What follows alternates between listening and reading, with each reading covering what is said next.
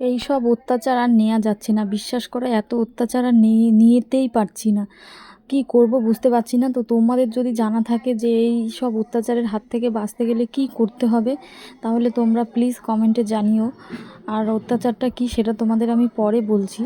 আর ভিডিওটা পুরোটা দেখো, তাহলে আশা করছি তোমরা বুঝতে পেরে যাবো। মানে সত্যি বলছি, আর নেওয়া যাচ্ছে না, মনে হয় এবার বাড়িঘর ছেড়ে চলে যেতে হবে আমাদের। হ্যালো এভরিওয়ান, গুড মর্নিং সবাই। তো আমার নতুন আরও একটা ভিডিওর সঙ্গে তোমাদের সকলকে অনেক অনেক স্বাগত এবং অনেক অনেক ভালোবাসা। তো আশা করছি তোমরা যে যেখান থেকে এই ভিডিওটা দেখছো সবাই খুব ভালো আছো এবং সুস্থ আছো। তো চলো দেখতে থাকো, আজকের পুরো দিনের ভিডিওটাও তোমাদের সাথে শেয়ার করব। মানে সারাদিনের কাজকর্ম প্লাস সারাদিন কি করে থাকি আমরা, তো সেটাই তোমাদের সাথে শেয়ার করব। তো দেখো সকালবেলায় উঠে পড়েছি, আর সকালবেলা উঠে ঘুম থেকে উঠে আমি এইসবই আমার চোখে বেশি পড়ে। দেখো এই নাকের নিচের মানে ঠোঁটের উপরের এই পিম্পলটাকে আমি কালকের থেকে 4বার ফাটিয়েছি। তো ফাটানোর পরেও বারবার এরকম সাদা হয়ে যাচ্ছে, জানি না কেন। ভীষণ ব্যথা, তবুও ব্যথা হলেও আমি ফাটিয়ে ফেলছি। মানে আমার খুব মানে অস্বস্তিকর লাগে এরকম যদি কিছু হয় না মুখে, আমি শুধু বারবার নখ দিয়ে খুঁটি।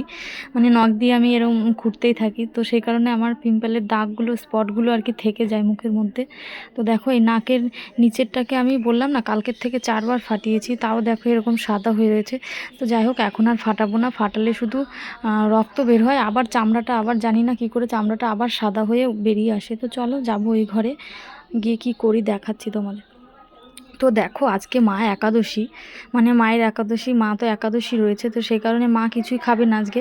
তাই আমি কিচ্ছু রান্না করিনি, বিশ্বাস করো, শুধু আলু সেদ্ধ আর এই তরকারিটা দেখতে পাচ্ছ, এটা কালকে রাতের তরকারি। আলু সেদ্ধ দিয়েছি আর এই আমের একটুখানি টক রান্না করেছি, এটা দিয়েই আমি খেয়ে নেবো। আর আলু সেদ্ধ দিয়ে পুপু সোনাকে খাওয়াবো।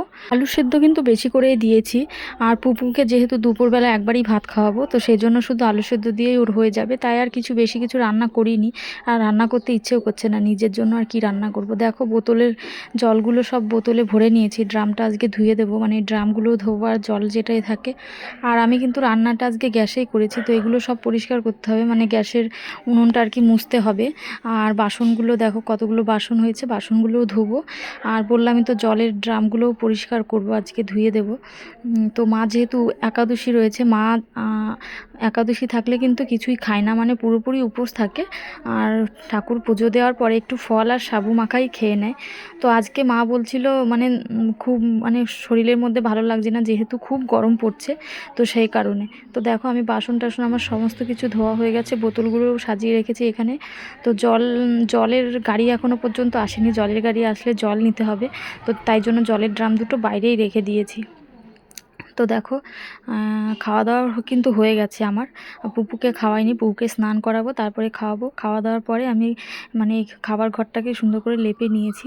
তো এটাও শুকিয়ে গেছে, দেখো লেপে বেরোলাম, মানে এত গরম পড়ছে, প্রায় সাথে সাথেই শুকিয়ে গেছে। সিঁড়িটাও মুছে নিয়েছি আর বাইরেটাও একটু লেপে দিয়েছি। তো আমি কিন্তু ঘর মানে ভেতরটা লেপলে বাইরেটাও এরকম সামনে দিয়ে একটুখানি লেপে দিই, তাহলে দেখতে সুন্দর লাগে, সেই কারণেই আর কি। তো আমি এখন পুপু এখন স্নান করবে, তো চলো ওকে স্নানটা করিয়ে দিই। তো দেখো স্নানের জন্য রেডি, মগ নিয়ে চলে এসছে। তো ওকে স্নানটা করিয়ে দিই, তারপর তোমাদের সাথে কথা বলছি আবার। তো চলো ওকে স্নানটা করিয়ে দিই আগে। আর ওর কিন্তু মানে স্নানের টাইম হলে ও যেখানেই থাকুক না কেন ও চলে আসবে বাড়িতে। আর স্নান করা হয়ে গেলে ও আর বসবে না, ওকে ঘুমোতে হবে। তো আজকে তো খাওয়াইনি ওকে, আমি স্নান করিয়ে তারপরে ওকে খাওয়াবো। তো দেখো ওকে স্নান করিয়ে খাইয়ে দাইয়ে নিয়ে ঘরে চলে এসেছি। মানে ওর কিন্তু খাওয়াও হয়ে গেছে, মানে ওকে আমি খাইয়েও দিয়েছি।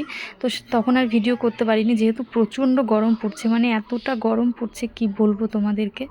তো দেখো ক্যামেরা দেখে দেখো কি করছে, দেখো এখন ঘুমোবে বলে কান্না শুরু করে দিয়েছে। বললাম না ও স্নান করে আর 1 মিনিটও বসতে চায় না, মানে স্নান হয়ে গেলেই ও ঘুমোতে চায়। তো দেখো কান্না শুরু করে দিয়েছে, ঘুমোবো ঘুমোবো করে সব কিছু ফেলে দিচ্ছে দেখো। তো চলো ওকে ঘুম পাড়িয়ে দিই। একটুখানি শুয়েছিলাম, তোমাদের তো বললাম, মানে ঘুম ঘুম পাড়াতে গিয়েছিলাম পুপু সোনাকে, তো আমারও চোখটা লেগে গেছিলো। মানে এমন এমন মানে কি বলবো তোমাদের, আর সত্যি নিতে পারছি না, এতটা মানে মানে এতটা খারাপ অবস্থা হয়ে গেছে আমাদের বাড়ির চারিপাশের, আর কি বলবো তোমাদেরকে। মানে হনুমানগুলো এমন শুরু করেছে, মানে এই দুপুর টাইমটাতেই। সারা রাত তো থাকে, জানি না কোথায় থাকে সারা রাত, সকাল থেকেই শুরু করে। সকাল থেকে আমাদের বাড়ির পেছনে মাঠ আছে, তো সেখানেই থাকে আর কি। আর এই দুপুর টাইমটা ঘরের চালের উপর দিয়ে লাফালাফি শুরু করে দেয়। কি বলবো বলো, ঘুমোতে গেলে একটু শান্তি পাওয়া যায় না দুপুর টাইমটা। একে তো এত গরম, তো গরমে কি করব, বাড়িঘর ছেড়ে কি বাইরে চলে যাব? এবার তো তাই মনে হচ্ছে যে বাড়িঘর ছেড়ে চলে যেতে হবে। কি আর করব বলো। মানে ওদেরও খাওয়ার সেরকম কিছু নেই মাঠে, যেহেতু মাঠে পাট গাছগুলো লাগিয়েছে না, যারা পাটগুলো লাগিয়েছে, তো সেই পাটের আগাগুলো ওরা ছিঁড়ে ছিঁড়ে খেয়ে নিচ্ছে। তো সেই কারণে মাঠ থেকে তাড়া দিচ্ছে। আর মাঠ থেকে যখন তাড়া দিচ্ছে না, তখন আমাদের বাড়ির মানে পেছনেই তো মাঠ, তো পেছন দিয়ে পুরো আমাদের বাড়ির পেছনে একটা আম গাছ আছে আমাদের। তো সেই আম গাছে মানে আম ছিল, আমগুলো তো সব খেয়ে ফেলেছে। আর কিছু আমাদের জন্য বেঁচে নেই, সব ওরাই খেয়ে নিয়েছে। তো এই হচ্ছে ব্যাপার। তো সেই থেকে শুরু করে দেয় লাফালাফি, মানে টিনের চালগুলোর উপরে যখন লাফায়, মানে কি প্রচণ্ড আওয়াজ যে হয় কি বলবো তোমাদের। তো দেখো আমি এখন বিকেলবেলা হয়ে গেছে, ঘরটা মুছে নিয়েছি, এখন আমি একটুখানি গাটা ধুয়ে নেব। আর বললামই তো হনুমানের যন্ত্রণায় আর কি একটু ঘুমোতে পারিনি দুপুরবেলায়। পুপুও সেরকম ঘুমোতে পারিনি, ও উঠে গেছিলো। যেহেতু টিনের ওপর লাফায় খুব আওয়াজ হয়, তো সেই কারণে ও ঘুম থেকে উঠে গেছিলো। আর ও কিন্তু খুব ভয়ও পায়।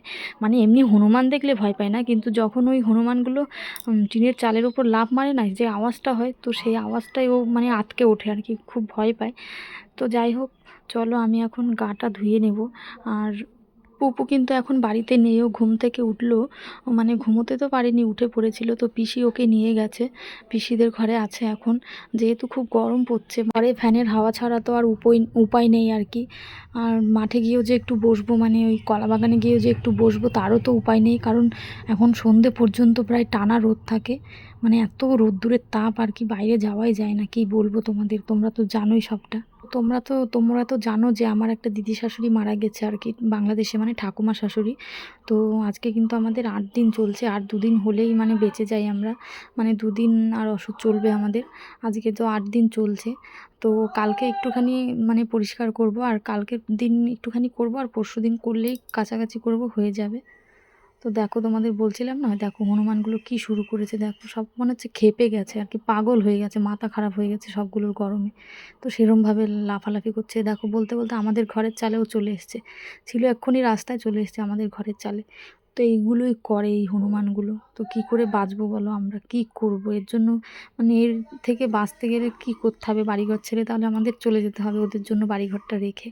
হ্যাঁ, বুঝতে পারি ওদেরও কোথাও যাওয়ার জায়গা নেই, মানে ওদেরও খাওয়ার কিছু নেই, তাই বলে এরকম অত্যাচার। বলে ঘুরে ঘুরে বেড়াতে পারে, এক এক দিন এক এক জায়গায় যেতে পারে। তো সেটা ওরা করে না, রোজ দিন আমাদের মানে আমাদের বাড়ির এই চত্বরটুকুতেই ঘুরে বেড়ায়। যেহেতু আমাদের বাড়ির সামনে যে বাড়িটা আছে, ওদের বাড়িতে মানে একটা আম বাগান আছে, অনেক আম আছে গাছগুলোতে। তো সেই কারণে ওই গাছের মধ্যে এসে ওরা হামলা করে, আর যখন ওখান থেকে তাড়া দেয়, তখনই ওরা এরকম লাফালাফি শুরু করে। এর এই টিনের চালে ওই টিনের চালে এরকম করে লাফালাফি শুরু করে। তো যাই হোক, তোমরা তো দেখলে হনুমানগুলো কি শুরু করেছে। এখন আমি বলছিলাম তোমাদের গা ধোবো, তো যাব এখন গা ধুতে। ঘরটা তো মুছে নিয়েছি, তোমাদের আগেই বললাম। তো এখন গাটা ধুয়ে আসি, তারপরে পুপুকে আবার একটু পড়তে বসাবো, বিকেল তো হয়ে গেছে। তো ওকে একটু পড়তে বসাবো, না হলে হবে না। আমি কিন্তু গা ধুয়ে চলে এসেছি, কিন্তু আমার মেয়ের কোনো পাত্তা নেই। মানে ওকে আমি কখন থেকে ডাকছি, আয় বাড়ি আয় পড়তে বসবি, বাড়ি আয় পড়তে বসবি। তো ওকে মানে ও কলা বাগানে বসে আছে আর কি, জ্যাঠা আছে, জ্যাঠার সঙ্গে বসে আছে, মানে ওর দাদু আর কি। তো ওর জ্যাঠার সঙ্গে বসে আছে ওখানে, ওকে আমি ডাকছি, ও আসছে না। বলছে একটু পরে যাব, একটু পরে যাব। আর সন্ধে লেগে গেলে তো পড়তেই বসবে না, আমি সন্ধ্যের আগে ওকে পড়াই। তো সন্ধে হয়ে গেলে আর ও পড়তেও বসতে চায় না। যতক্ষণ ও দাদুর কাছে থাকে ততক্ষণ ও আহ্লাদে আধখানা হয়ে থাকে। মানে ডাকলে পরেও কানে যাবে না, কানে ঠিকই শুনতে পাবে, কিন্তু আসবে না। মানে এমন ভাব করবে যাতে ও শুনতেই পাচ্ছে না, এমন একটা ভাব নেবে। তো ওকে আমি এখন আনতে যাব, এনে একটু পড়তে বসাবো। যেহেতু সন্ধে প্রায় হয়ে এসছে, তো একটুখানি পড়তে বসাতে হবে, না হলে অভ্যেসটা খুব খারাপ হয়ে যাবে। তো দেখো ওকে পড়তে বসিয়েছিলাম, এখন চলে এসেছি এই ঘরে। তো এখন একটু চা করব, চাটা করে চাটা খেয়ে নেব। আর পুপুকেও একটু খাবার করে দেব। তো চলো, পুপুকেও একটু খাবার করে দেবো, ও খেয়ে নেবে। তো খেয়ে দিয়ে একটু টিভি দেখবো, টিভি দেখে তারপরে ভাত বসাবো। তো চলো চাটা বানিয়ে নিই, তারপরে তোমাদের সাথে আবার দেখা হচ্ছে। দেখো খাওয়া দাওয়া করে কিন্তু ঘরে চলে এসেছি, মানে আমাদের খাওয়া দাওয়া হয়ে গেছে। আর রাতে শুধু ভাত করেছিলাম, আলু সেদ্ধ ভাত, আর সকালের একটুখানি তরকারি ছিল, তো সে দিয়ে খাওয়া হয়ে গেছে। আর মা তো উপোস ছিল, তরকারি বলতে আমের টকটাই ছিল, তো রাতেও খেয়ে নিলাম আমের টক। কী করব, ভালোই লাগে এখন গরমকালে টক খেতে। তো মা তো উপোস ছিল, সে কারণে মা আর খায়নি, আমি আর পুপুই খেলাম। খেয়ে দিয়ে এখনই ঘরে আসলাম। এখন বাজে 9:30। মা কিন্তু একটু সুজি রান্না করে খেয়ে নিয়েছিল। মা কিন্তু এর আগে যতবার মানে একাদশী থেকেছে, উপোসই থেকেছে, শুধু ফল আর সাবু মাখা খেয়ে থেকেছে। কিন্তু এইবার যেহেতু প্রচণ্ড গরম পড়ছে, তা ওই মার শরীরটা খুব খারাপ করে গেছিলো, তো সেই জন্য মা সুজি রান্না করে খেয়ে নিয়েছে। তো মার খাওয়ার পরে আমি পুপুকে খাওয়ালাম, তারপরে আমি খেলাম। খেয়ে দিয়ে এখনই ঘরে আসলাম। তো যাই হোক, চলো টাটা। ভিডিওটা কিন্তু এই পর্যন্তই রাখবো। তো ভিডিওটা যদি ভালো লেগে থাকে তোমাদের, তাহলে একটা লাইক করে দিও অবশ্যই, আর সাবস্ক্রাইব করে আমার পাশে থেকো। তো চলো, বাই বাই।